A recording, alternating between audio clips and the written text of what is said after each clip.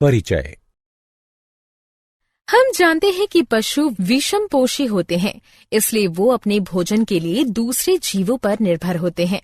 हाँ, पशुओं को भोजन के लिए बाह्य स्रोत की आवश्यकता होती है, इसलिए हम कह सकते हैं कि वो बने बनाए भोजन पर निर्भर होते हैं तथा ये बना बनाया भोजन या तो पौधों से आता है अथवा दूसरे पशुओं से।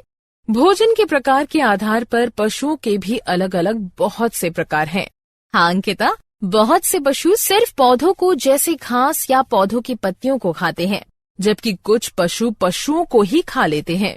बड़ी मछली छोटी मछली को खा लेती है, चिड़िया कीड़े मकोड़ों को खाती है, सर्प मेंढकों को खाते हैं और कुछ कीड़े मरे हुए पशुओं का शरीर खाते हैं। लेकिन जब हम इसे नजदीक से देखते हैं तो पाते हैं कि पृथ्वी पर उपस्थित सभी जीव जंतु भोजन के लिए प्रत्यक्ष अथवा अप्रत्यक्ष रूप से सूर्य पर ही निर्भर होते हैं। पौधे सूर्य की ऊर्जा का प्रयोग करके प्रकाश संश्लेषण द्वारा भोजन बनाते हैं, जो उनके द्वारा जीवन बनाए रखने के लिए प्रयोग में लाया जाता है। दूसरी तरफ पौधे भी शाकाहारी अथवा सर्वाहारी जीवों द्वारा खा लिए जाते हैं और मांसाहारी अपने भोजन के रूप में शाकाहारी जीवों को खा लेते हैं। इस तरह हम देखते हैं कि ये सूर्य की ही ऊर्जा है जो पौधों और पशुओं को भोजन प्रदान करती है। उद्देश्य। इस पाठ के अंत में आप निम्न करने में सक्षम हो जाएंगे। पशुओं में पोषण को समझ सकेंगे। भोजन के आधार पर पशुओं के प्रकार जान जाएंगे। होलोजोइक पोषण को समझ सकेंगे। होलोजोइक पोषण के विभिन्न चरणों को जान जाएंगे। मनुष्य में पोषण को समझ सकेंगे। पाचन तंत्र के विभिन्न अंगों के बारे में जान जाएंगे। मुख द्वार, मुख गुहा, ग्रसनी, ग्रासनली, अमाशय, क्षुद्रांत, बृहदांत्र और गुदा की संरचना तथा कार्य प्रणाली को समझ सकेंगे।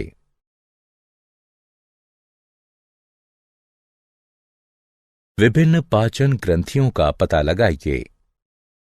लालारस अथवा लार ग्रंथियों और जठर ग्रंथियों की संरचना और कार्य प्रणाली को समझें। यकृत की संरचना और कार्य प्रणाली को समझें।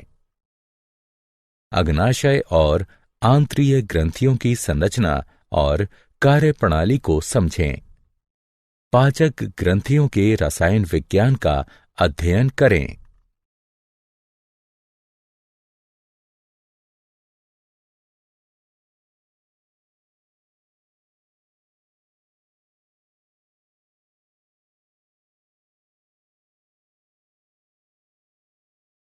पशुओं के प्रकार।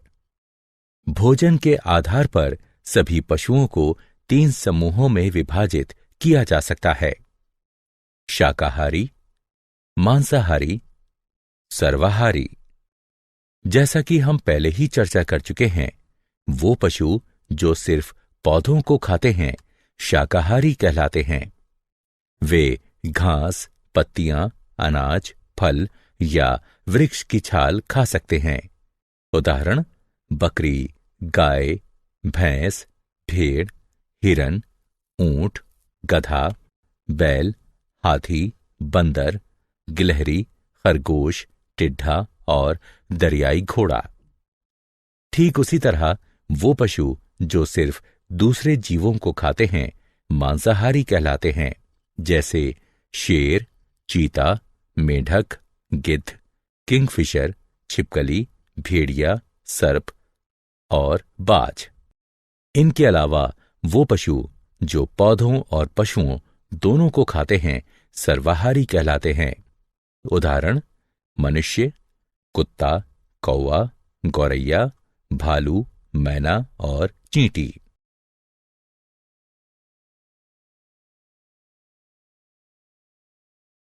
होलोजाइक पोषण। होलोजाइक पोषण, होलो संपूर्ण जोइक और पशु, वो पोषण जिसमें ठोस या द्रव कार्बनिक पदार्थों का अंतर्ग्रहण किया जाता है। होलोजोइक पोषण में 5 चरण होते हैं: अंतर्ग्रहण, पाचन, अवशोषण, समत्व, मल त्याग। अंतर्ग्रहण में भोजन को खाया जाता है। यह भोजन के आकार और अंतर्ग्रहण के लिए अंगीकृत संरचना पर निर्भर करता है। अमीबा में अंतर्ग्रहण कूटपादों की सहायता से, पैरामीशियम में सीलिया की सहायता से, हाइड्रा में तंतुओं की सहायता से, कीड़ों में मुख भागों की सहायता से, मेढकों और छिपकलियों में उत्क्षेपणीय जिह्वा की सहायता से तथा मनुष्य में हाथों की सहायता से होता है। पाचन वह प्रक्रिया है जिसमें जटिल, बड़ी आकृति वाले तथा अघुलनशील कार्बनिक बहुलक, जिनका विसरण नहीं हो सकता है, सरल, छोटे तथा घुलनशील कार्बनिक एकलकों, जिनका विसरण हो सकता है, उसमें टूट जाते हैं। कार्बनिक पदार्थ जैसे प्रोटीन, वसा और जटिल कार्बोहाइड्रेट, अमीनो अम्ल, मोनोशुगर, फैटी एसिड इत्यादि। यह प्रक्रिया पाचक रस में उपस्थित पाचक एंजाइमों की उपस्थिति में होती है, जो पाचक ग्रंथियों से स्रावित होते हैं। अवशोषण वह प्रक्रिया है जिसमें विसरित हो सकने वाले पोषक पदार्थ आहार नली की भित्ति को पार करके लसिका में प्रवेश कर जाते हैं। अवशोषण में भौतिक प्रक्रियाएं जैसे विसरण और परासरण तथा सक्रिय प्रक्रियाएं जैसे ग्लूकोज और अमीनो अम्लों का सक्रिय परिवहन दोनों होती हैं। समत्व एक उपचयी प्रक्रिया है जिसमें साधारण पोषक पदार्थ उपापचयी प्रक्रिया से गुजरकर पुनः प्रोटीन, पॉलीसैकेराइड और वसा जैसे जटिल और बड़े जैव अणुओं का निर्माण करते हैं। यह नए बने हुए बड़े जैव अणु वृद्धि और शरीर के ऊतकों की मरम्मत में सहायता करते हैं। मल त्याग वह प्रक्रिया है जिसमें भोजन का वह भाग शरीर से निकल जाता है जो पचता नहीं है। वह सारा भोजन जो हम खाते हैं हमारे शरीर में नहीं पचता है। भोजन का एक भाग शरीर में ही बचा रह जाता है जिसका उपयोग शरीर द्वारा नहीं किया जा सकता, इसलिए यह भाग शरीर के मल के रूप में अलग हो जाता है। मनुष्य में पोषण। मनुष्यों में पोषण उसके पाचक तंत्र द्वारा होता है।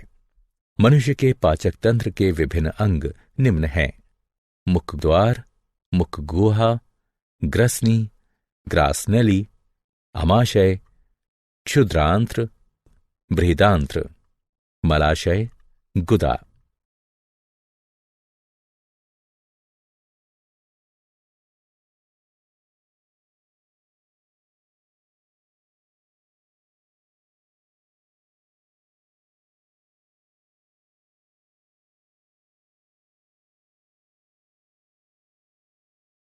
मुख द्वार।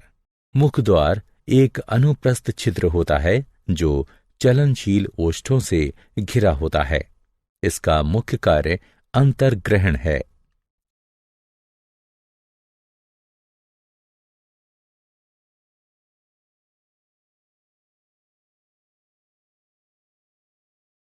मुख गुहा।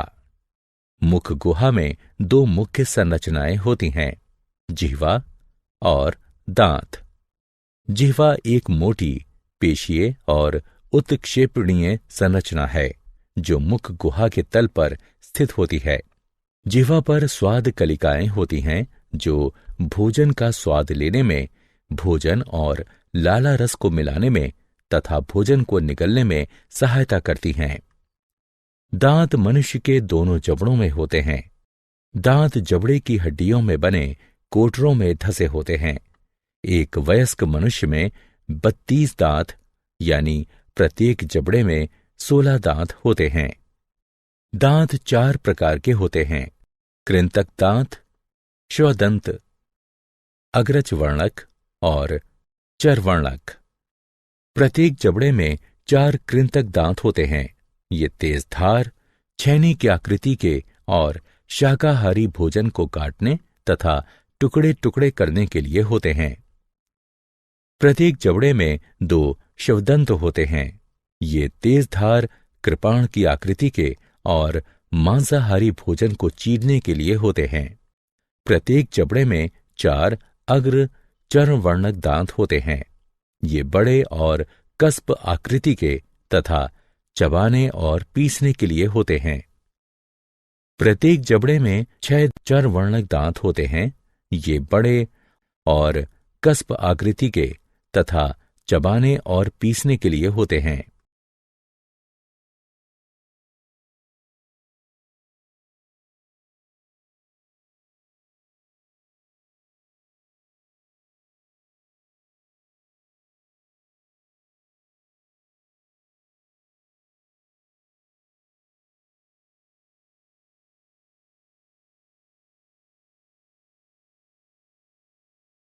ग्रसनी।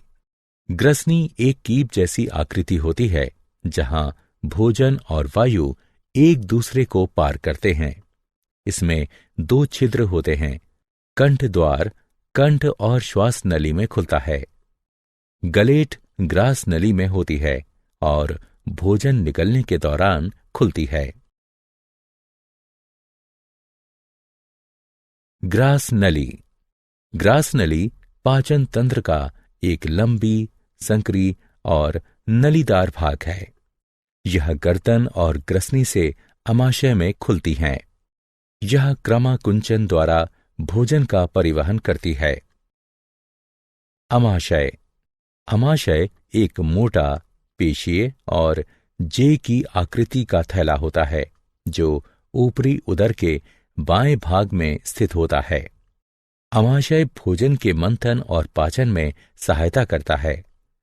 अमाशय में भोजन का 3 घंटे तक मंथन होता रहता है, जिसके कारण भोजन छोटे छोटे टुकड़ों में टूट जाता है और एक अर्धठोस पेस्ट बनता है। अमाशय की भित्ति में 3 नलीदार ग्रंथियां होती हैं, जिनसे जठर रस स्रावित होते हैं। जठर रसों में मुख्यतः 3 पदार्थ होते हैं: HCl यानी पेप्सिन, एंजाइम और श्लेम। HCl की उपस्थिति के कारण पेप्सिन एंजाइम अम्लीय होता है और प्रोटीनों का पाचन शुरू कर देता है। श्लेम अमाशय की भित्ति को उसी के द्वारा स्रावित HCl अम्ल से बचाता है। अमाशय की पेशीय भित्ति भोजन और जठर रसों को एक दूसरे में मिश्रित करने में सहायता करती है। क्षुद्रांत्र। क्षुद्रांत्र आहार नली का सबसे बड़ा भाग होती है।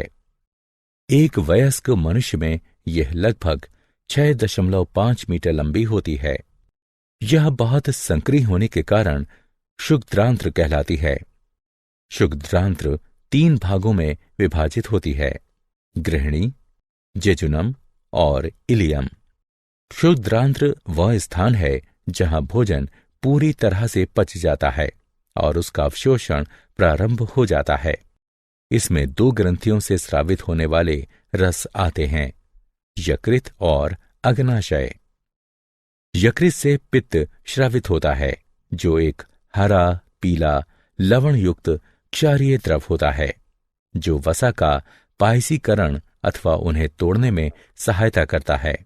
इसलिए अमाशय से आया हुआ अम्लीय भोजन यहाँ पित्त द्वारा क्षारीय हो जाता है और वसा भी छोटी छोटी बूंदों में टूट जाती है। अग्नाशय से अग्नाशयी रस स्रावित होता है, जिसमें एमाइलेज, ट्रिप्सिन और लाइपेज होते हैं। एमाइलेज मंड को तोड़ता है, जबकि ट्रिप्सिन प्रोटीन को, लाइपेज पायसीकृत वसा को तोड़ता है। बृहदांत्र। बृहदांत्र क्षुद्रांत्र की तुलना में छोटी और चौड़ी होती है। यह कोलन में जाने वाले भाग और मलाशय में विभाजित होती है। यह मल के निर्माण और उसके अस्थायी भंडारण में सहायता करती है। अधिकतम कशेरुकियों में कोलन पाचन तंत्र का आखिरी भाग होती है। शरीर से बाहर निकलने से पहले यह ठोस पदार्थों में से जल तथा लवण अवशोषित कर लेती है। मलाशय बृहदांत्र का 6 से 8 इंच लंबा भाग होता है। यह ठोस अवशिष्टों का तब तक भंडारण किए रहता है जब तक वो गुदा द्वारा शरीर से बाहर नहीं निकल जाते हैं। गुदा धड़ के आधार पर स्थित होती है और पाचन तंत्र के अपशिष्ट पदार्थों को शरीर से बाहर निकालने का काम करती है। पाचन ग्रंथियां। इन अंगों के अतिरिक्त कुछ पाचन ग्रंथियां भी होती हैं जो पाचक एंजाइमों को स्रावित करती हैं। ये पाचक ग्रंथियां हैं लालारस ग्रंथियां, जठर ग्रंथियां, यकृत, अग्नाशय, आंत्रीय ग्रंथियां। लालारस यानी लार ग्रंथियां। मनुष्य में लालारस ग्रंथियों के 3 युग्म होते हैं। इनसे लालारस या लार स्रावित होती है, जिसमें पाचक एंजाइम टाइलिन अथवा लारिये एमाइलेज होता है। लालारस नलिकाएं मुख गुहा में खुलती हैं। जठर ग्रंथियां। जठर ग्रंथियां आमाशय की भित्ति में होती हैं और जठर रस स्रावित करती हैं।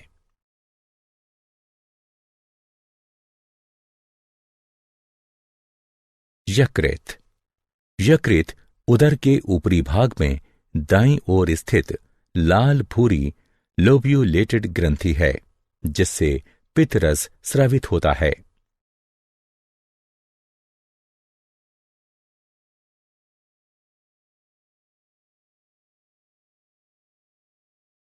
अग्नाशय। अग्नाशय आमाशय के ठीक पीछे स्थित पीले रंग की ग्रंथि है, जिससे अग्नाशयी रस स्रावित होता है। अग्नाशयी नलिका के द्वारा अग्नाशयी रस क्षुद्रांत्र तक पहुंचता है।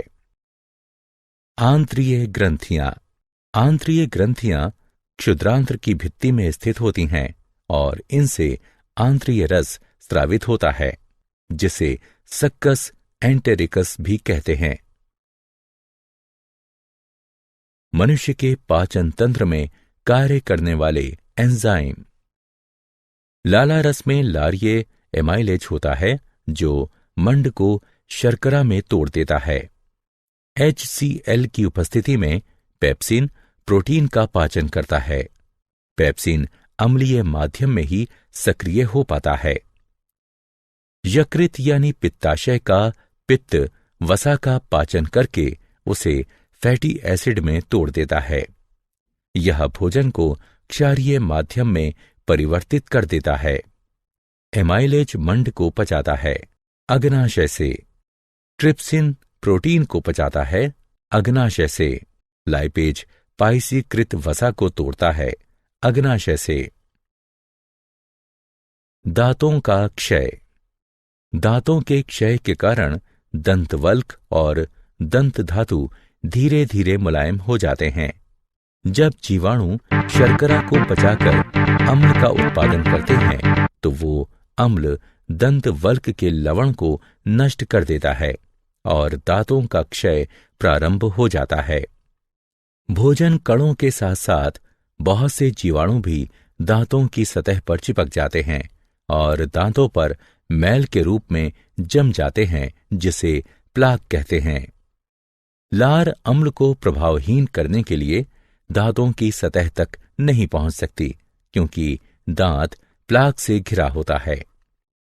भोजन के बाद ठीक से दांत साफ करने से जीवाणुओं द्वारा अम्ल का उत्पादन शुरू करने से पहले ही प्लाक हट जाता है। यदि उपचार नहीं किया जाता है तो ये अति सूक्ष्म जीवाणु मसूड़ों को संक्रमित कर सकते हैं तथा सूजन पैदा कर सकते हैं। क्या आप जानते हैं, मनुष्य में वर्मीफोर्म, अपेंडिक्स, क्षुद्रांत्र और वृहदांत्र के जोड़ पर स्थित एक अवशेषी नलिका है। वर्मीफोर्म अपेंडिक्स की लंबाई का बढ़ना और उसका सूजना अपेंडिसाइटिस कहलाता है। जठरीय पाचन में लगने वाला समय भोजन की प्रकृति पर निर्भर करता है।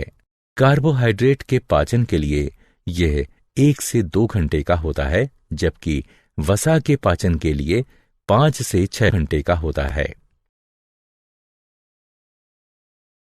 सारांश। आइए हमने जो कुछ सीखा है उसे संक्षेप में दोहराएं। विषमपोषी जीव अपना भोजन स्वयं नहीं बना सकते और अपने भोजन के लिए दूसरे जीवों पर निर्भर रहते हैं। पोषण में भोजन का प्रयोग होता है और इसमें अंतर्ग्रहण, पाचन, अवशोषण, समत्व और मल त्याग जैसे चरण होते हैं। अमीबा सर्वाहारी और होलोजोइक है। अमीबा भोजन का अंतर्ग्रहण कूटपादों की सहायता से भोजन को घेर कर करता है। अमीबा में पाचन अंतःकोशिकीय तथा खाद्य रिक्तिका के अंदर होता है। मनुष्य की आहार नली मुख गुहा, ग्रसनी, ग्रासनली, क्षुद्रांत्र, वृहदांत्र और गुदा से बनी होती है। मनुष्य के दांत हेट्रोडोंट होते हैं। भोजन आहार नली में क्रमाकुंचन गति द्वारा नीचे उतरता है।